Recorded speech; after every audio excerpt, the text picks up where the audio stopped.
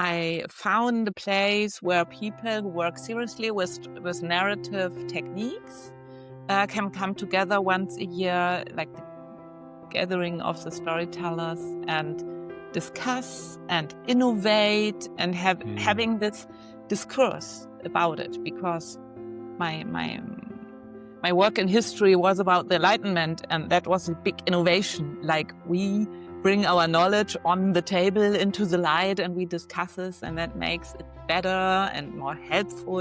So it's kind of an enlightenment circle.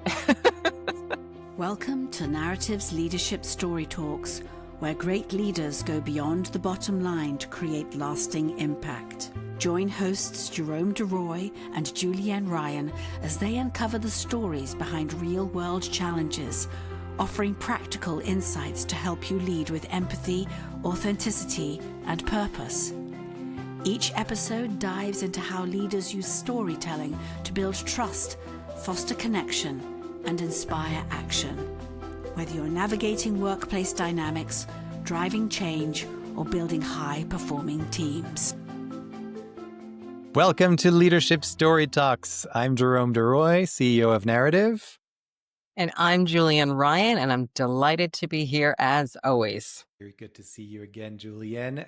Before we move on to introducing our guest, I want to remind our listeners to subscribe to the podcast, leave a review wherever you find your podcasts, and also check out our YouTube channel in this episode's notes, as well as narrative.com/podcast. That's NARATIV.com/podcast, where you can find all of our previous episodes in our archive of more than 160 episodes at this point. So without further ado, today we're joined by Dr. Anja Timmermann. She is a historian, communication scientist, journalist, and a certified business trainer with deep experience in adult education, knowledge communication, and storytelling for leaders and experts. She's the founder of a wonderful Storytelling Symposium in Germany. She works with clients from science, business, and the nonprofit sector to design impactful communication strategies. Her approach combines knowledge transfer with narrative methods, drawing on storytelling, design thinking, presentation, and media training. She believes that sharing knowledge through story is key to innovation, professional growth, and collaboration. She's led workshops and seminars in German, English, and Spanish for universities, foundations, corporations, and public institutions. And most recently, she's earned a certification as a scientific trainer in neurodidactics, which ensures her programs are grounded in the latest brain-based research. I could go on and on because she's got a wonderful resume, but I will stop there because we want to hear from you, Anja. So welcome to the show. Thank you so much. I'm so happy to be here. Hello, Julienne. Hello, Jerome. Hello. Yeah, of course. So I want to kick things off the way we always do, and to ask you the question, what's an experience that has shaped who you are today, still influences you, informs your work in some way? Well, I'm standing in a bus line in New York, Manhattan, a city I never wanted to be because I'm coming from a small city nestled nicely in the hills and forests of Lower Saxony, like with its old houses where the Brother Grimms wrote their works. And all of a sudden I was there in this bus lane in Manhattan, where life is like crawling out of every hole and does actually. I recognize it later. I'm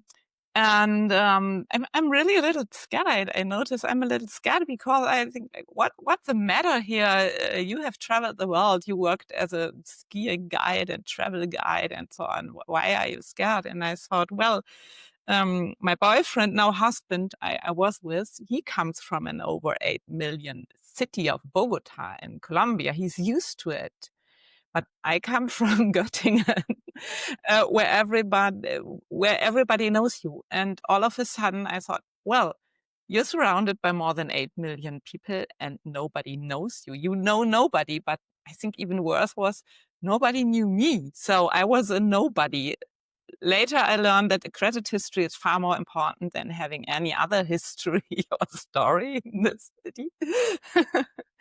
Anyway, so I entered the bus and I looked into the face of the bus driver, and he was friendly but serious. He said, "You will need quarters."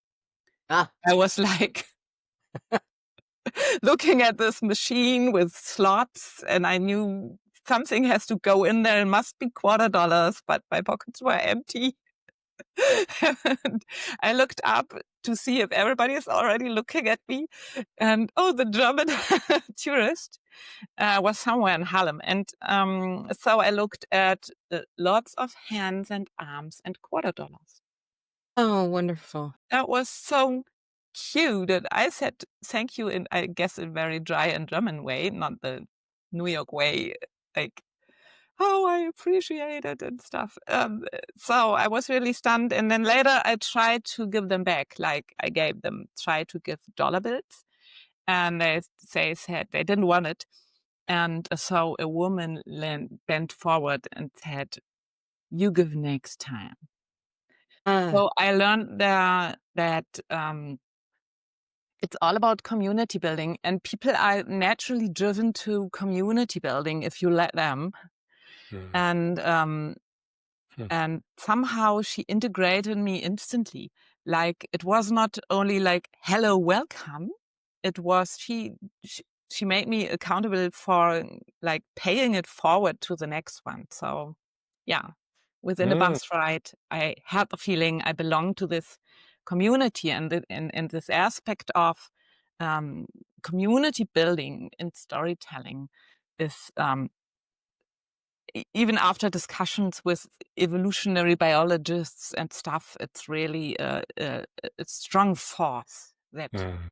maybe we invented it for that as a human Mhm. being. okay, Jerome. I'm born and bred New Yorker, so I'm claiming this next question or comment.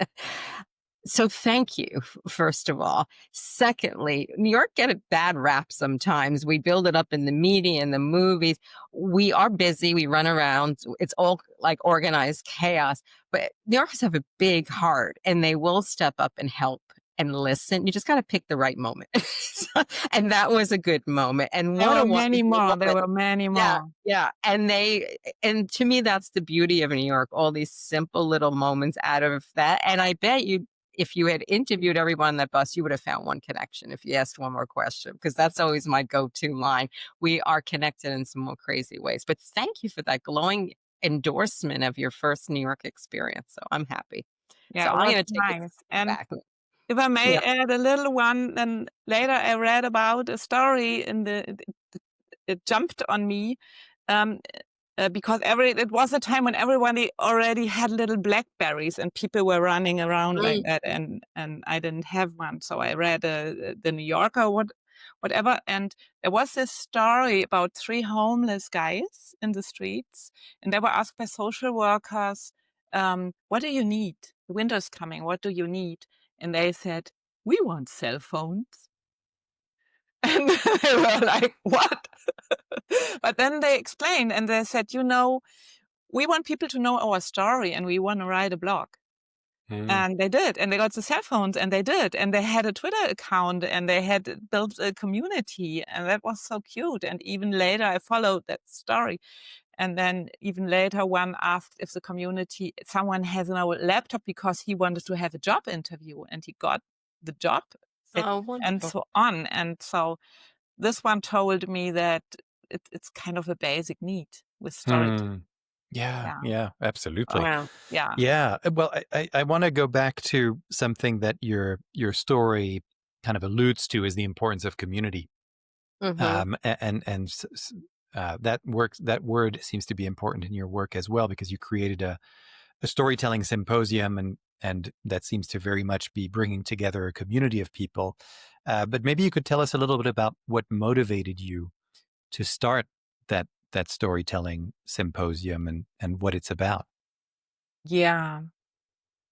Well, it's also deep rooted, I guess, because what you see behind me is a shelf that is huge filled with books. And I share it with my mom because we share these rooms, this practice together. She is a children's psychotherapist for over 40 years.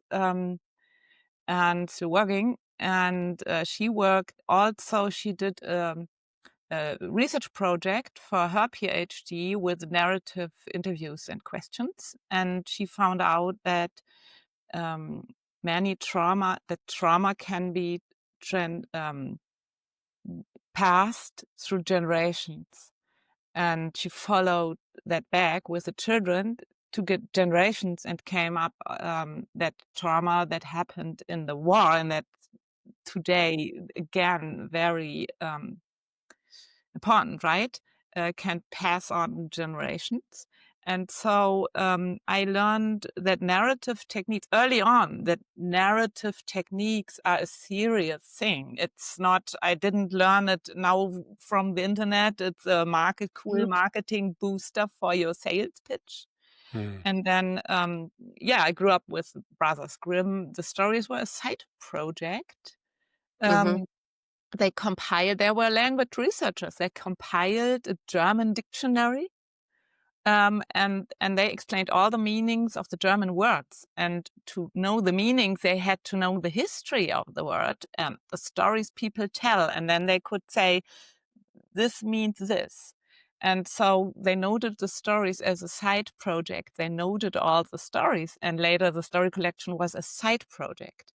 So, but it's another story where I was always so convinced that this is a serious, like, and when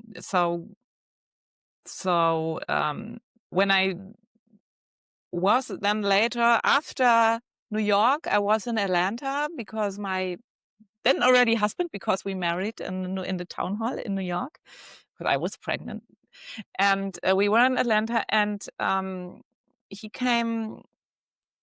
I was writing my history thesis, and he came back one evening from his new job, and he said something amazing happened. We had a kickoff for a new project. It was later the most successful project they ever published up to today. And our new professor, a young guy, he said one sentence. He said, "You have to think your project as a story." So you have to think in terms of a story, he said. You have to think it in terms of a story. And there was it again, this storytelling. And so I decided this has to be something, my tool that I use. I was already a journalist, but how? Because when I had my business trainer and so on, and I tried to enter the market with a storytelling approach, everybody was already there with their storytelling and marketing approach. Mm. And I True. was like a little disappointed because I thought I have the big idea. Then it became, kind of I tried to go my way, telling people this is serious. Well, not too serious, but we have to take narrative competency serious again, like honor them as a really serious work tool. And I wanted to. There's no professor for storytelling in the world, so I thought I found a place where people who work seriously with narrative techniques can come together once a year, like the gathering of the storytellers, and discuss and innovate and having this discourse about it, because my work in history was about the enlightenment, and that was a big innovation. Like, we bring our knowledge on the table into the light and we discuss this, and that makes it better and more helpful. So it's kind of an Yeah. enlightenment circle. Just to comment, not to ask you another question, when you were discussing your mother's work and then the work and all these elements that pulled you forward into the work you're doing, it keeps coming back to some things we always talk about with Jerome, that story is the act of being seen, heard, and listened to. So so simple, but when we look at the good that can come out of it and the learning, it's so important, and we just keep trying to reinstate it and find new ways to communicate it. And so you offered a really amazing example of that. So thank Mm. you. Mm. Yeah. Absolutely. Actually, I can bridge that with I'm convinced that whenever you want to build community, integrate yourself or someone, or just grow a community, bring people together so they are connected. So whenever you want to build community, transfer knowledge, Mm-hmm. and or lead in order to solve problems together, to cooperate, storytelling is the best tool you could Mm-hmm. use for that, because it was invented for that. Yeah. So that's why human beings started to use this kind of this format. Yeah.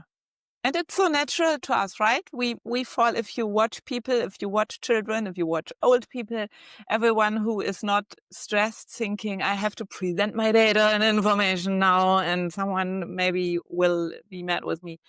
Then people fall naturally into this mode, like the story mode, right? Yeah. Yeah, absolutely. I want to ask you a little bit more about that, because I know that that's where you come from, are these sort of perspectives of neuroscience, evolutionary biology, even the origins of language, which you just alluded to in terms of how we transfer knowledge. And, this goes back millennia in terms of how original people transferred knowledge as well, even without specific language like we know now. But stories were instrumental, the principles of storytelling. And so I wonder, in terms of that multidisciplinary perspective that you have, how does that shape the way that you coach people or train people in storytelling? For a long time, it was that I use different approaches, different techniques. I can handle that, but it's a little difficult for other people. Right. And it's a little difficult then to explain beforehand, because, many coaches are like this, many trainers. They are experts. They are very good in this intentional, okay, now I know exactly which method I will use, right? But then in Corona, when it came to issues of like scaling, doing offers, or making an online course or whatever, you had to think hard. Like, I came up with this idea of the blueprint, because actually my work was about indigo, so blueprint was kind of near to me. That it's best for an expert to have the one core method, the one core process. So it just if you're a mom, I'm also a mom, and I have so many projects going on. So it's just a more sane thing to do. And then I noticed, when I was trying to build my one method, what I'm doing now with my coachee, but it was hard, because kill your darlings, Right. Yeah. and it's a design process, and find the one thing, like a diamond, that has it all. Mm. And it's still easy, like building a logo or something. And I had help from designers. So, Yeah. but I went through it because it works now. And I'm so convinced that if you have this one thing, this one tool, then you can really focus on your being an expert, because you repeat and you repeat, and it's easier for everybody to join in. So bottom line is that now I have kind of one simple process that is has a lot from design thinking, and more and more of it becomes universal. So I'm trying on 80% is always the same, and then the 20% is like another intro or another little. So that's Mhm. what I'm trying to do. So basically, it's in the core, it's building a story with them, like taking a story structure. I have mine with it's called START. It's also from Columbia University from New York. I picked it up there. It's STAR: situation, task, action, result. They trained these behavior questions and interviews with the Columbia students. And I added a T for transfer, because I think if you went through situation, task, action, result, this is the best moment. If you want to say something like call the others to action, that would be a good moment to do it. And Mm. do never forget that you have an intention. So I added the T and call it start. And so the hot phase is when I send them over in groups or alone, depending on what we are trying to achieve, build their story prototype. And in the meantime, here they are. I have this colored tapes. I put it on the floor. Recently, I did it in a town hall where there were a little, they didn't allow it, but normally it was a wooden floor in an historic town hall. Normally I put tape, and then I put the storyboard on the floor. And we walk through it, so to incorporate it. And so we have a script, and we tell it, and then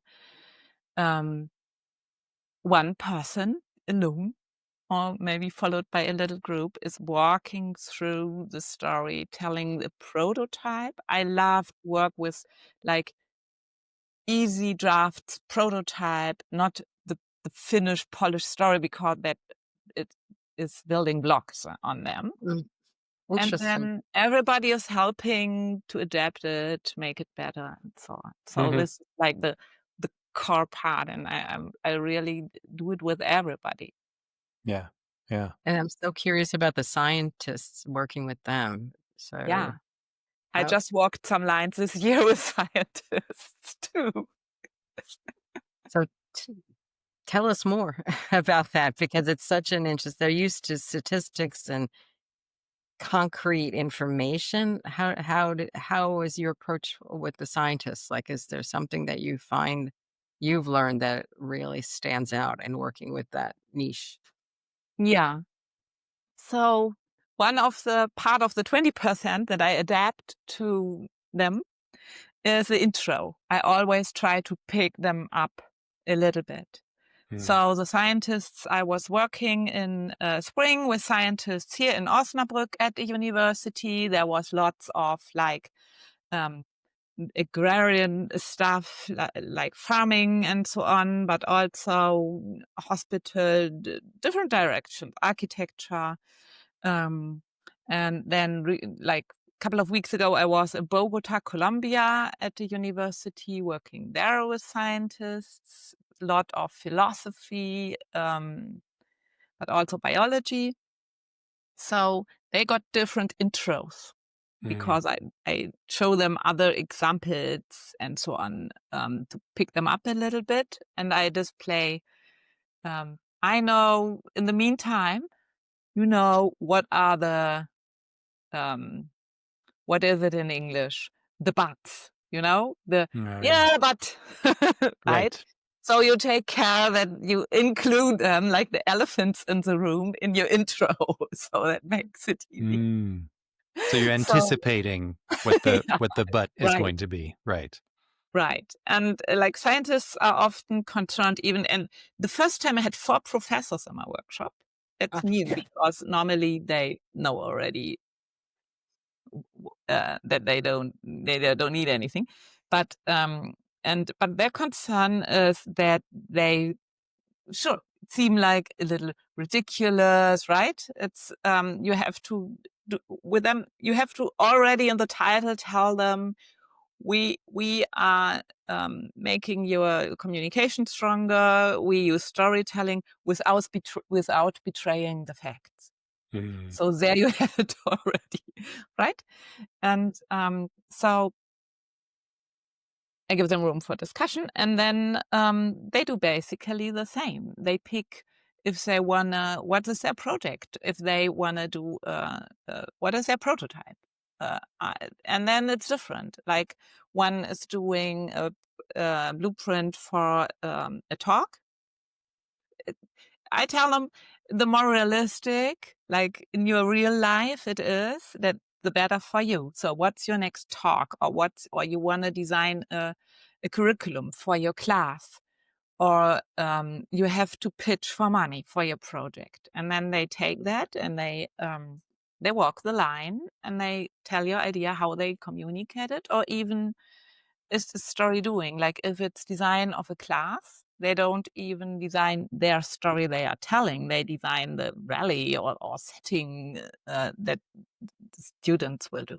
Like, and then, yeah, that's the part is the same. Of course, there's a little other questions. Like this professor, of course, asked if he really has to start with a big story, and then what if they think it's ridiculous? So I always give room in the end for a big Q&A, like pick my brain, throw your situations at me, because I say, I know you're thinking it's not that what she is telling there, but that doesn't relate to my situation. So I tell them, note your questions, throw them at me, and then we have time to um, go in case studies, so to say. So it's already case studies that you're doing with them, but then there comes more.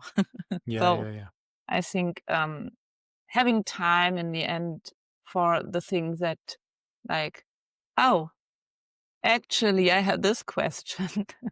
Yeah. That's a good one.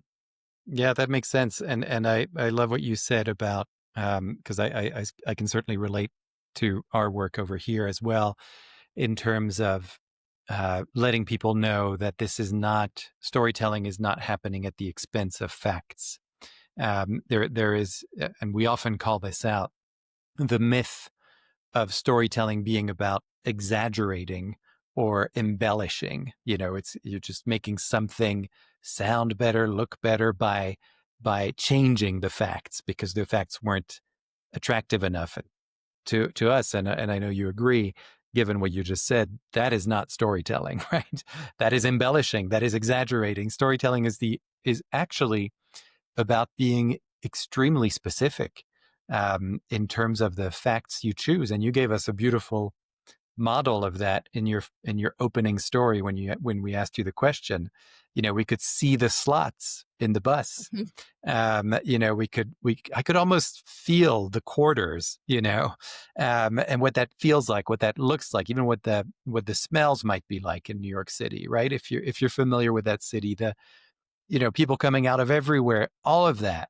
That's no exaggeration. That's not embellishing. Those are the facts of your experience. And I think that is why, in my experience, why ultimately this is so attractive to scientists and engineers and data-oriented people. Because once you realize that, you're like, oh my gosh, this is a communication skill that changes everything for me, because I don't actually have to change my ways. This is very data oriented and specific, right? We're just looking at our lives in that way. And Right. that's the big difference. We're not looking at a piece of research. We're not looking at another, audience or something. We're looking at ourselves. But if you can train that same scientist lens on yourself, then you've got the tools to be able to tell a great story. Yeah, that's always a challenge, right? To not kill your darlings, not being too much in love with the way you express things, and listen to the others. Like even yesterday, I was in a think tank of my cooperation partner, and he does this neurodidactics program, and it was 6 months after I finished this education. I was giving a workshop about storytelling to them, and then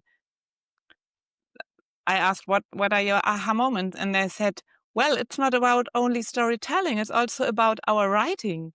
So I thought, well, that's fine that we know storytelling, what storytelling means. It's also about books, right? But doesn't mean that for them that is clear. So always try to step behind that. Right. Yeah. Yes. Right. Follow the listener. Right. Yeah. Yeah. When you said it's just telling our lives, right? I came up with a great picture that works good. Maybe you can borrow it if you like. So for the question, what is storytelling actually? That's a hard one, because storytelling reflects life, like all of it. Sometimes I think it's like a nutshell or many nutshell in a chain. And every little event is like is a nutshell with everything in it. But so I tried hard to find definitions that are universal. And so one explanation people like, so there's reality, right? Reality, like a soccer game. That's happening. And in Spanish, the guy or woman who does the comment, like for the radio, the comment, just a few seconds after that really happened, is called the narrador, the narrator. So this is the difference. The storytelling is a layer where you tell what was happening or what will happen in the future. That can be a few seconds apart, but it is a part. It's just, and that's also a concept that's called displacement of action. So whenever you want to talk about something that was in the past or will be in the future or is even in another room, and you have to use storytelling. There's no other way. And what comes to mind is one of our favorite words is context. So your scientists or the professors who want to be held in high regard, respected for their work, but when they're sharing a story, it provides context about how they thought, how they approached the problem, maybe where they hit a few walls of challenge where some things didn't work, but that provided insight and maybe inspiration that took them in a better direction. So I Yeah, think that's exactly. how the trust is, and then for their students to hear that and say, "Oh, that he had that process too, or she had that process too." Mhm. Yeah. Yeah. That's Absolutely. an example I just used on a slide. That is the difference. You can display data, information, results, or you can tell how you got to the Yes. results and maybe what you're planning in the future, what that fun. That's the difference. Yeah. I wish we had more time and we could keep going, but we do have to end very soon. I want to make sure that I ask you this last question, which is whether there's anything you want to leave with our audience, our listeners. Any last thoughts or reflections?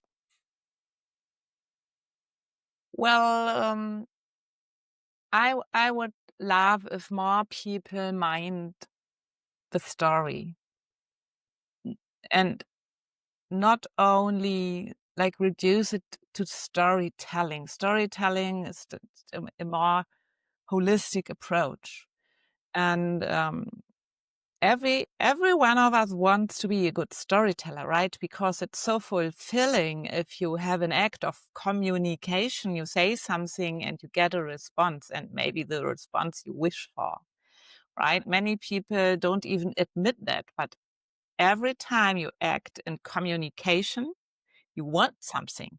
And if you don't get what you want or not even a response, that's frustrating. So you need to care for uh, impactful communication. We all need. And so that also means a good storyteller is always a good story listener. So So true. that's very systemic, right? Julienne? If Yes. you come to a new culture, if you come to a new city, if you come into a room, if you meet a person, first listen, because only if you know what's the other person's story, you can get through the wall that is there, because the storytelling in the head of the other person is so loud and so going on all the time, you will not get into it. So you have to listen and then see where you can jump on this train, where you can connect and you have a common ground before you tell. So I think this is important. So listen before you tell. And maybe you don't even need to tell. You can also just facilitate storytelling, like with the Storytelling Symposium. And that's what I'm doing. Yeah,